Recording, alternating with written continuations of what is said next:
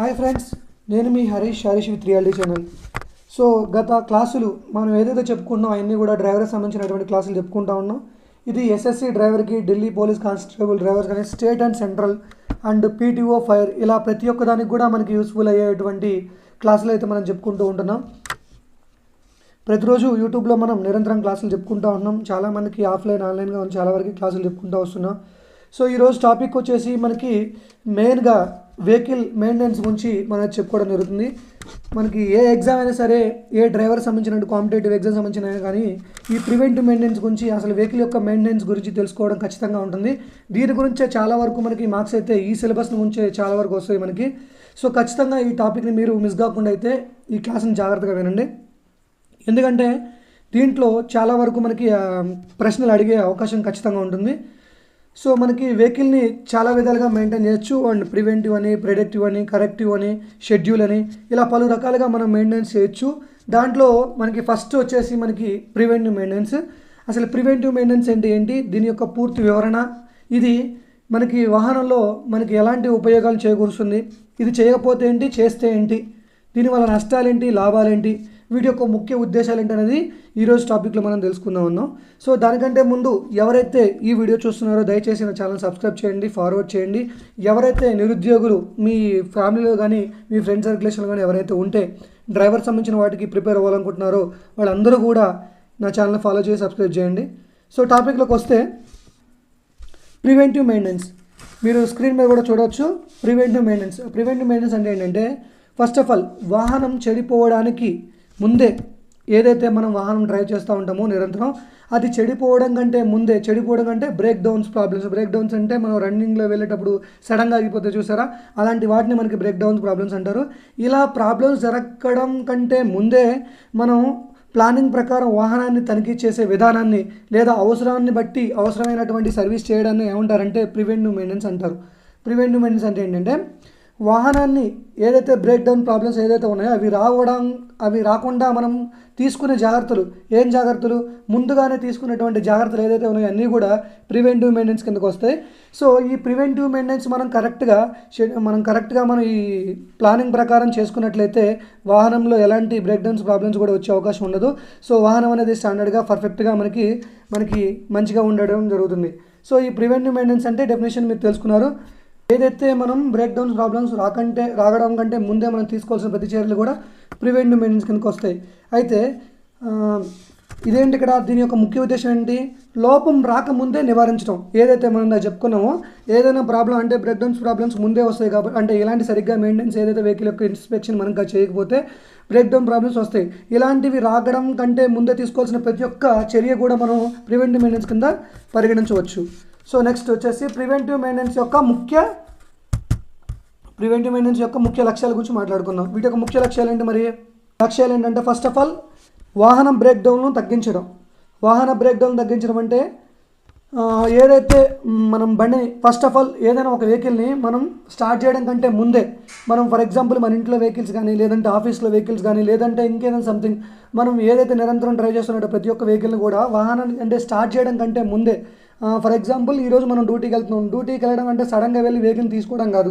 So ఆ vehicle తీయడం కంటే ముందు మనం ఏం చేయాలంటే, ఫస్ట్ ఆఫ్ ఆల్ ప్రాపర్గా ఆ వెహికల్ చుట్టూ మనం సరిగ్గా చూసుకోవాలి. ఆ వెహికల్ ఎలా ఉంది, దాని యొక్క కండిషన్ ఎలా ఉంది, దాని యొక్క టైర్లు ఎలా ఉన్నాయి, అండ్ ఏమన్నా లీకేజ్లు ఏమైనా ఉన్నాయా అంటే కింద వాహనం కిందకి వచ్చి చూసుకోవాలి. ఏమన్నా లీక్ అంటే ఆయిల్ డ్రాప్స్ ఏమైనా పడుతున్నాయా, గాలిలో టైర్లు కరెక్ట్గా ఉన్నాయా లేదా, అండ్ డస్ట్ ఎలా ఉంది, వాహనం లోపల ఇంటీరియర్ కానీ అవుటీరియర్ కానీ లోపల ఎలా ఉంది, బయట ఎలా ఉంది.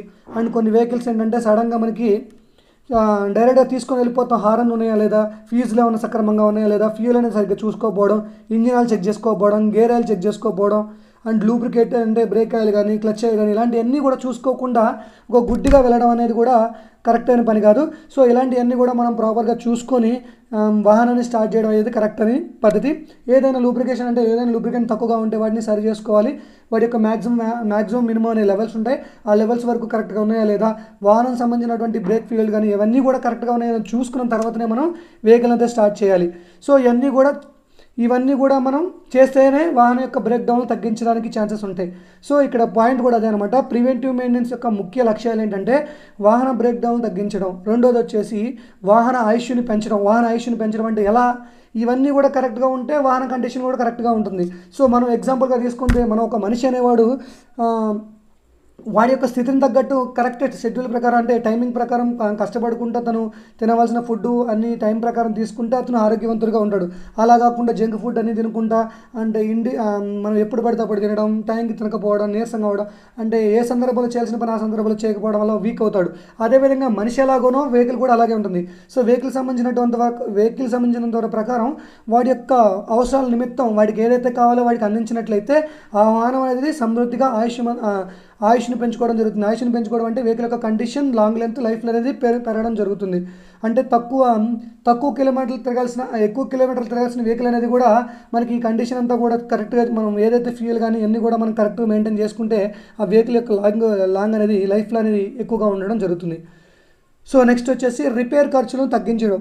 రిపేర్ ఖర్చును ఎలా తగ్గిస్తుంది? ఇప్పుడు ఇందాక మనం చెప్పుకున్నాం ప్రివెంటివ్ మెయింటెనెన్స్ యొక్క ముఖ్య లక్షణాలు మనం ఇంతకు ముందు చెప్పుకున్నాం.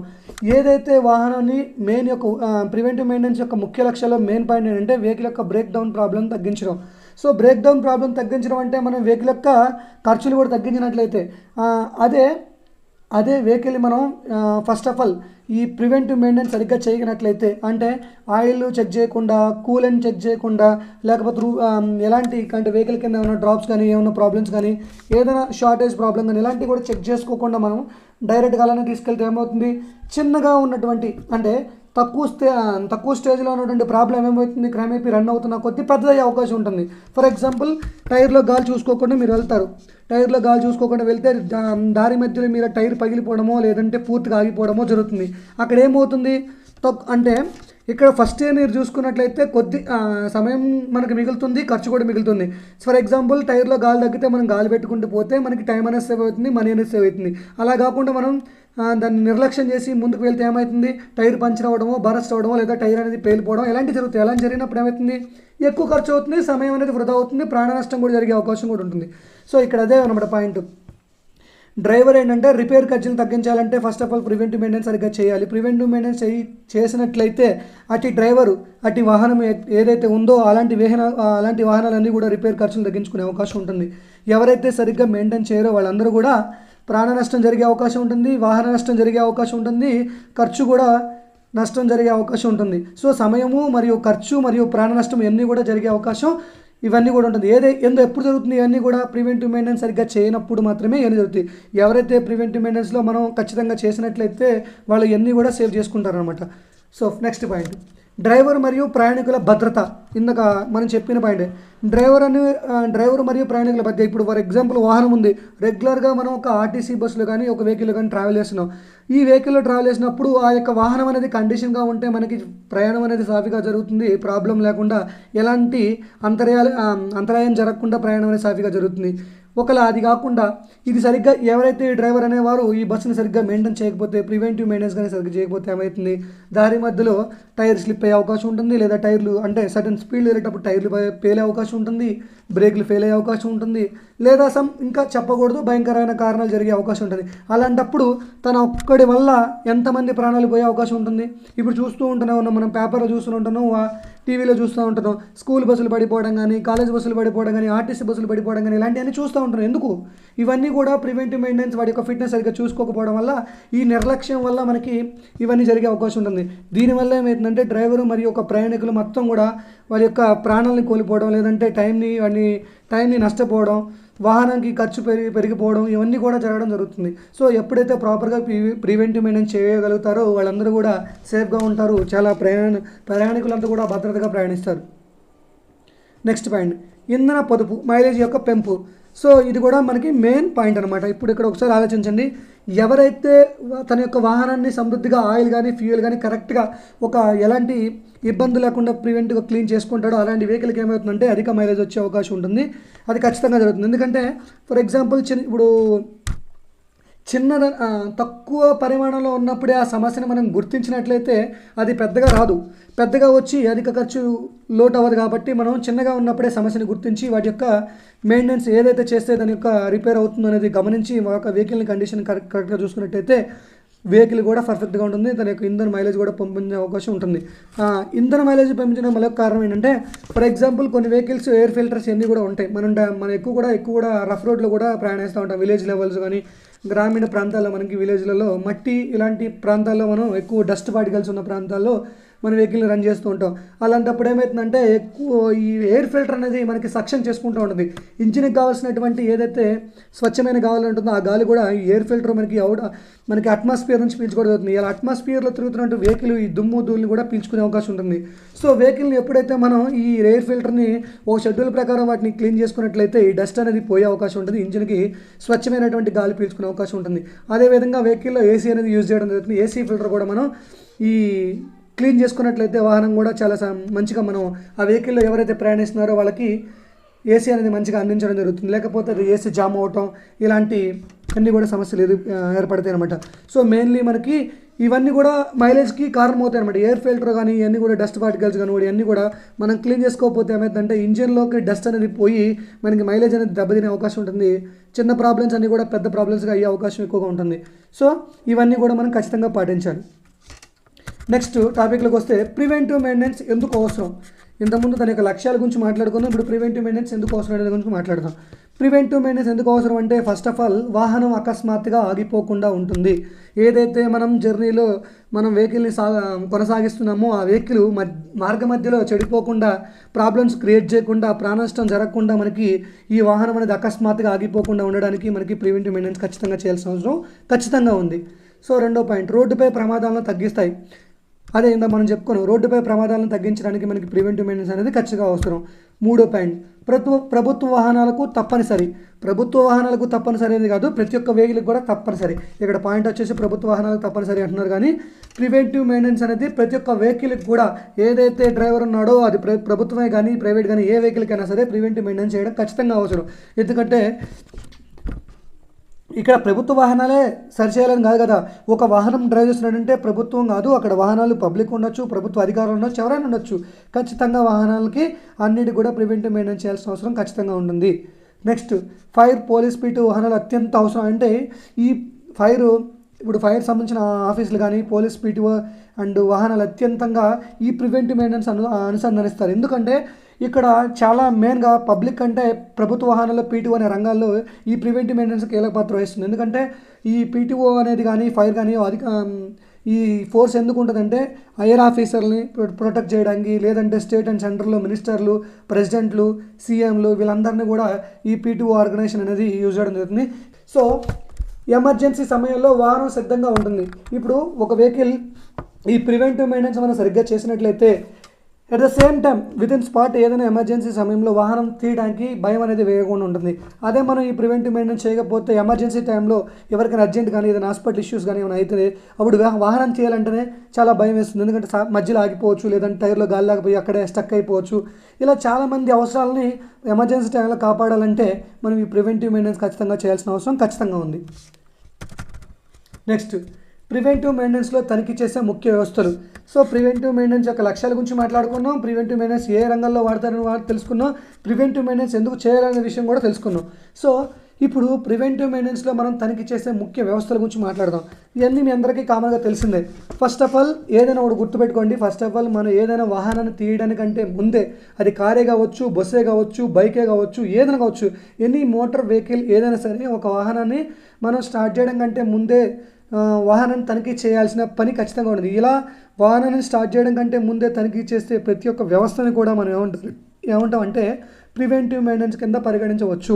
సో ప్రివెంటివ్ మెయింటెనెన్స్ అంటే వాహనాన్ని బిఫోర్ స్టార్ట్ కంటే వాహనం స్టార్ట్ చేయడం కంటే ముందు ప్రతి చర్యలు మనం ఏదైతే టైర్లు ఇన్స్పెక్ట్ చేయడం, వాహనాన్ని చుట్టూ ఇన్స్పెక్ట్ చేయడం, బ్రేకులు కరెక్ట్గా ఉన్నాయో లేదో చూసుకోవడం, వైఫర్లు కరెక్ట్గా తిరుగుతున్నాయో చూసుకోవడం, హార్న్ మోగుతుందో చూసుకోవడం, ఇంజిన్ ఆయిల్ కరెక్ట్గా ఉందా లేదా, బ్రేక్ ఆయిల్ కరెక్ట్గా ఉందా, ఫ్యూజులు కరెక్ట్గా ఉన్నాయా, ఏదైనా మనం బ్రేక్ ప్యాడల్ కరెక్ట్గా ఉందా లేదా, ఇవన్నీ కూడా చూసుకోవాలి. వాహనం కింద ఏమైనా ఆయిల్ లీకేజ్లు అవుతున్నాయా, బ్యాటరీ కండిషన్ కరెక్ట్గా ఉందా, లైట్స్ కరెక్ట్గా వస్తున్నాయా, అండ్ డాష్ బోర్డ్లో ఇండికేషన్ కరెక్ట్గా వస్తున్నాయా, సిగ్నల్స్ కరెక్ట్గా వస్తున్నాయా, లోపల ఇంటీరియర్ కరెక్ట్గా ఉందా, సీట్లు మంచిగా ఉన్నాయా, ఇవన్నీ కూడా మనం ప్రివెంటివ్ మెయింటెనెన్స్లో భాగాలే.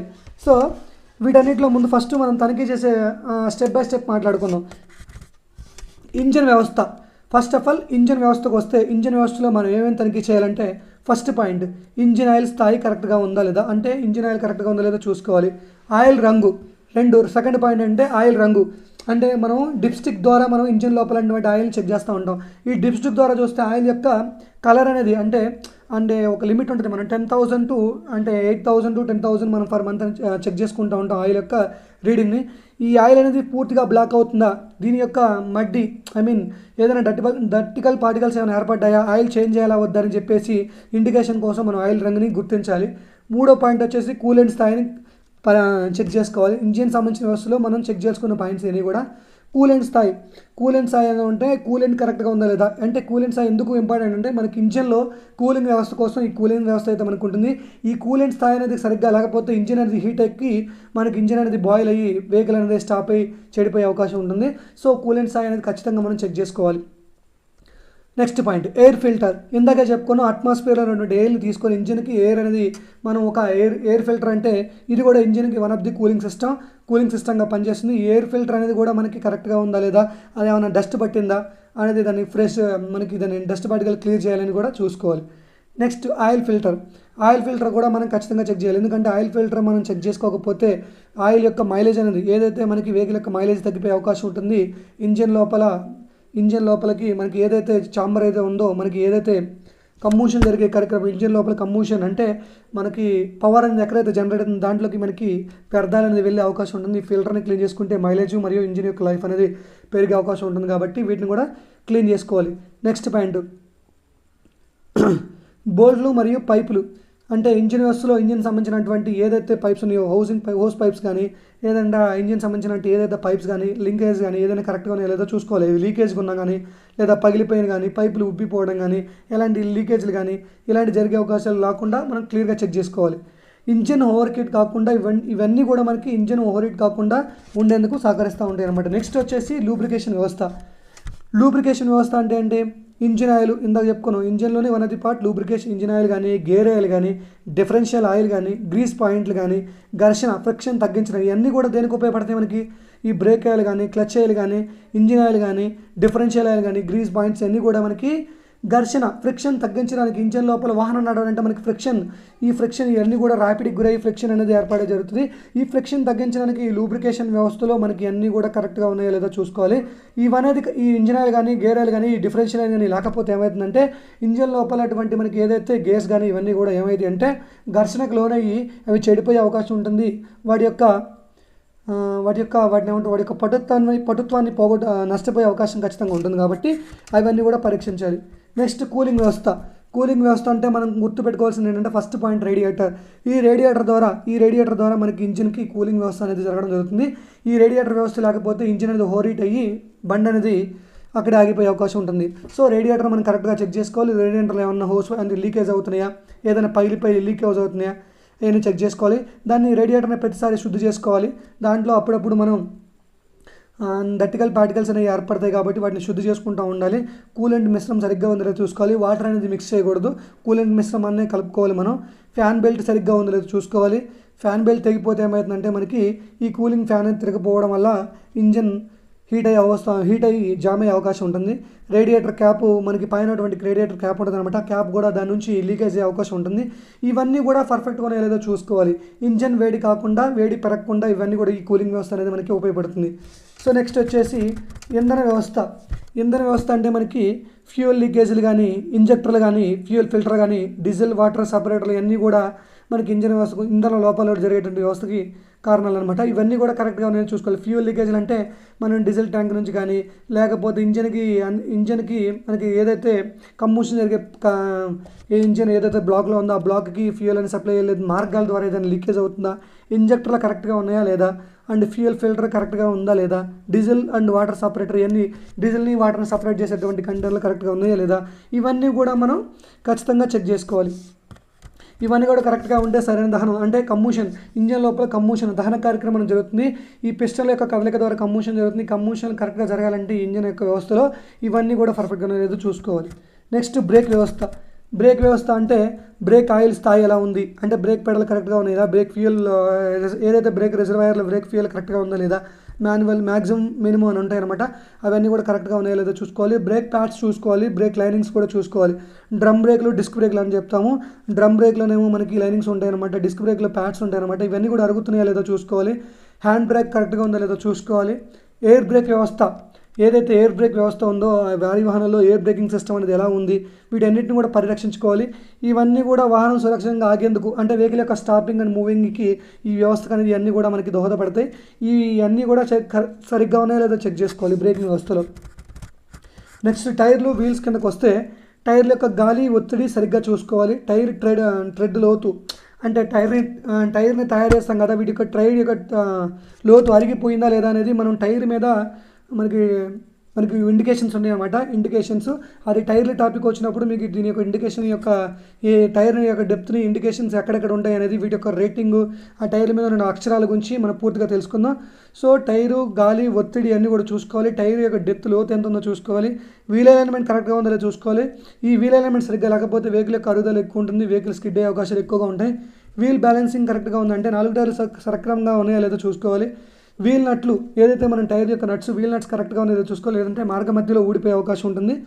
సో ఇవన్నీ కూడా చెక్ చేసుకుంటూ ఉండాలి. రోడ్డుపై పట్టు మరియు భద్రత కోసం ఈ యొక్క టైర్లకు సంబంధించినటువంటి ఇవన్నీ కూడా మనం ఖచ్చితంగా పరిరక్షించుకోవాలి. నెక్స్ట్ ఎలక్ట్రికల్ వ్యవస్థ కిందకు వస్తే ఫస్ట్ ఆఫ్ ఆల్ మనం చెక్ చేసుకోవాల్సింది ఏంటంటే బ్యాటరీ యొక్క స్థితిని చెక్ చేసుకోవాలి. ఆల్టర్నేటర్ని చెక్ చేసుకోవాలి.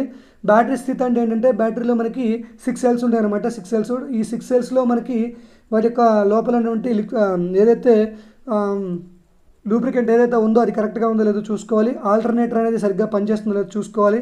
స్టార్టర్ మోటార్ యొక్క వర్కింగ్ కరెక్ట్గా చూసుకోవాలి. లేదు ఇవన్నీ కూడా ఏదైతే సరిగ్గా పనిచేయకపోతే ఇంజన్ స్టార్ట్ ఈ బ్యాటరీ అనేది డిశ్చార్జ్ అయ్యే అవకాశం ఎక్కువగా ఉంటుంది. ఇవన్నీ సరిగ్గా చూసుకోవాలి. లైట్లు కరెక్ట్గా ఉన్నాయో లేదో చూసుకోవాలి. ఫ్యూజ్ బాక్స్లో ఏమన్నా డ్యామేజ్ ఉన్నాయో చూసుకోవాలి. ఏమైనా కాలిపోతున్నా అండ్ ఏదన్నా బర్న్ అవుతున్నా కానీ అన్నీ కూడా మనకి ఫ్యూజ్ బాక్స్ అనేది కరెక్ట్గా చెక్ చేసుకుంటూ ఉండాలి. సరైన విద్యుత్ సరఫరా కోసం అండ్ వెహికల్ యొక్క స్టార్టింగ్ పొజిషన్స్ కోసం ఎలక్ట్రికల్ వ్యవస్థని పూర్తిగా మనం పరిరక్షించుకోవాలి. Next steering and suspension system. సిస్టంలో స్టీరింగ్ కొంతమంది నార్మల్గా చాలామంది వెహికల్స్లో స్టీరింగ్ అనేది ప్లే అవుతూ ఉంటుంది. ఈ ప్లే గల కారణం దీన్ని నెగ్లెక్ట్ చేసుకుంటే దాన్ని అలాగే వదిలేస్తారు, అది చాలా ప్రమాదకరం. సో స్టీరింగ్ ఒక ఫ్రీ ప్లే అనేది సరిగ్గా చూసుకోవాలి, అది కరెక్ట్గా ఉంది. మరీ ప్లే అయితే ఎప్పటికైనా ప్రమాదం జరిగే అవకాశం ఉంటుంది, అది సరిగ్గా చూసుకోవాలి. టైర్ యాడ్స్ అనేది ఎండ్స్ అనేది సరిగ్గా ఉన్నాయా లేదా, అరిగిపోయినాయా లేకపోతే ఆ గ్రిప్స్ అనేది ఊడిపోతున్నాయా లేదా చూసుకోవాలి. స్ప్రింగ్స్ కరెక్ట్గా ఉన్నాయా లేదా చూసుకోవాలి. స్ప్రింగ్స్ కానీ మనకి వెహికల్ యొక్క సస్పెన్షన్ స్ప్రింగ్స్ ఎలాంటి స్ప్రింగ్స్ కనుక వీక్గా ఉన్నాయా లేదా కరెక్ట్గా ఉన్నాయో చూసుకోవాలి. షాక్ అబ్జర్వ్స్ కూడా మనం కరెక్ట్గా చెక్ చేసుకోవాలి. ఏదైతే షాక్ అబ్జర్వ్స్ కరెక్ట్ లేకపోతే ఏమైందంటే బ్యాక్ పెయిన్ వచ్చే అవకాశం ఉంటుంది, వెహికల్ యొక్క యాక్షన్ కోల్పోతుంది. కాబట్టి షాక్ అబ్జర్వ్స్ కూడా మనం కరెక్ట్గా చెక్ చేసుకోవాలి. ఇవన్నీ కూడా వాహన నియంత్రణ కోసం ఇవన్నీ కూడా మనం ఖచ్చితంగా చెక్ చేసుకోవాలి. నెక్స్ట్ వచ్చేసి ట్రాన్స్మిషన్ వ్యవస్థ అంటే గేర్ వ్యవస్థ, వన్ ఆఫ్ ది గేర్ వ్యవస్థ. ఈ గేర్ వ్యవస్థలో మనకి కామన్గా మనం చెక్ చేసుకోవాల్సింది అంటే clutch free play. Clutch pedal కరెక్ట్గా ఉందో లేదో చూసుకోవాలి. అంటే మనం క్లచ్ తొక్కుతున్నప్పుడు అది ఎలా ఉందనేది చెక్ చేసుకోవాలి. గేర్ షిఫ్టింగ్ అనేది గేర్ లివర్ మన చేతితో వేసే గేర్ షిఫ్టింగ్ లివర్ అనేది కరెక్ట్గా ఉందా, మనం క్లచ్ తొక్కుతున్నప్పుడు గేర్ ఫ్రీగా పడుతుందా, సాఫీగా పడుతుందా, హార్డ్గా పడుతుందా అనేది చూసుకోవాలి. నెక్స్ట్ గేర్ బాక్స్ ఆయిల్ అనేది కరెక్ట్గా ఉందో లేదో చెక్ చేసుకోవాలి. ప్రొఫైల్ షాఫ్ట్ ఎలా ఉందో చూసుకోవాలి. ప్రొఫైల్ షాఫ్ట్ కొంచెం హార్డ్ అయ్యే అవకాశం ఉంది, వాటి మధ్య గ్రీజులు ఇలాంటివి కూడా ఉంటాయి, అవన్నీ కూడా చూసుకుంటూ ఉండాలి. యూనివర్సల్ జాయింట్ కరెక్ట్గా ఉందా లేదా, అంటే ఏమైనా సౌండ్స్ ఏమైనా గ్రీజ్ ఏమైనా తక్కువ ఉందా, వాటి జాయింట్స్ మధ్యలో మనం గ్రీజ్ అనేది అప్లై చేయాలి కొన్నిటికి. సో అన్నీ కూడా సాఫీగా ఉన్నాయో చూసుకోవాలి. ఇప్పుడు ఇంజన్ నుంచి ఉత్పత్తి అయినటువంటి పవర్ అనేది ట్రాన్స్మిట్ అవుతుంది ఎక్కడికి, the power consisted from engine to vehicle of the wheels. అంటే ఇంజన్ నుంచి ఉత్పత్తి అయినటువంటి ఏదైతే పవర్ అయితే ఉందో ఆ పవర్ అనేది క్రమేపీ క్లచ్ ట్రాన్స్మిషన్ ఇవన్నీ ఉపయోగించుకొని వెహికల్ ఆఫ్ ది వీల్స్ వాహనం యొక్క టైర్లకు అందించడం జరుగుతుంది. ఇవన్నీ కూడా ఈ పవర్ అనేది సాఫీగా మనకి వెళ్ళడానికి ఇవన్నీ కూడా మనం చెక్ చేసుకోవాల్సింది ఖచ్చితంగా. అండ్ నెక్స్ట్ డ్రైవర్ రోజు చేయాల్సిన ప్రివెంటివ్ మెయింటెనెన్స్. ప్రతిరోజు డ్రైవర్ ఖచ్చితంగా పాటించాల్సిన విషయాలు ఏంటంటే first point engine oil check చేసుకోవడం, కూలెంట్స్ ఆయిల్ చెక్ చేసుకోవడం, టైర్లు గాలి ఉందో లేదో చెక్ చేసుకోవడం, బ్రేక్ హార్న్ కరెక్ట్గా చెక్ చేసుకోవడం, లైట్లు ఇండికేటర్ కరెక్ట్గా చూసుకోవడం, వాహనం కింద లీకేజ్లు లేదో చూసుకోవడం ఖచ్చితంగా చేయాలి. ప్రివెంటివ్ మెయింటెనెన్స్ చేయకపోతే వచ్చే సమస్యలు వచ్చేసి మనకి మెయిన్గా తరచూ బ్రేక్ డౌన్ నిరంతరం వస్తూ ఉంటాయి. వెహికల్ యొక్క లైఫ్ని వాటి యొక్క తన యొక్క జీవితం అంటే వెహికల్ రన్ అవ్వాల్సిన దానికంటే ముందే చెడిపోవడం, దాని యొక్క లైఫ్ టైంని తగ్గించుకోవడం జరుగుతుంది. అధిక రిపేర్ ఖర్చులు బాగా పెరుగుతాయి, భారీ నష్టం జరుగుతుంది. ఇంజన్ బాగా నష్టపోయే అవకాశం ఎక్కువగా ఉంటుంది. బ్రేక్ ఫెయిలియర్స్ బాగా ఎక్కువగా తరచుగా మనం చూస్తూ ఉంటాం. వాటి వల్ల ప్రమాదాలు కూడా మనం జరగడం చూస్తూ ఉంటాం. వాహనం సీజ్ అయ్యే అవకాశం ఉంటుంది. ఖచ్చితంగా పూర్తి వరకు వాహనం అనేది చెడిపోయే అవకాశం ఉంటుంది. దాన్ని రిపేర్ చేయడానికి లేదా మళ్ళీ తరచుగా రిపేర్ చేయడం వల్ల కష్టం, నష్టాలు ప్రతిదీ కూడా మనం తరచుగా చూస్తూ ఉంటాం. ఇవన్నీ జరగకుండా ఉండాలంటే మనం ఏం చేయాలంటే వెహికల్ని ప్రివెంటివ్ మెయింటెనెన్స్ అనేది కరెక్ట్గా చేస్తూ ఉండాలి. ప్రివెంటివ్ మెయింటెనెన్స్ సంబంధించిన సూత్రాలను ఖచ్చితంగా పాటించినట్లయితే ప్రాణ నష్టం, ఆస్తి నష్టం, వెహికల్ యొక్క నష్టం, వెహికల్ యొక్క రిపేర్ కాస్ట్ ఇవన్నీ కూడా తగ్గించి వాహనం అనేది లైఫ్ని పెంచడానికి మీరు ఒక బాధ్యతగా ఒక కారణం అవుతారు. So thank you so much. ఇవన్నీ ఈరోజు టాపిక్ వచ్చేది ప్రివెంటివ్ మెయింటెనెన్స్ కంప్లీట్గా మీరు వినడం జరిగింది. నెక్స్ట్ క్లాస్ మనం నెక్స్ట్ వీడియోలో చూద్దాం.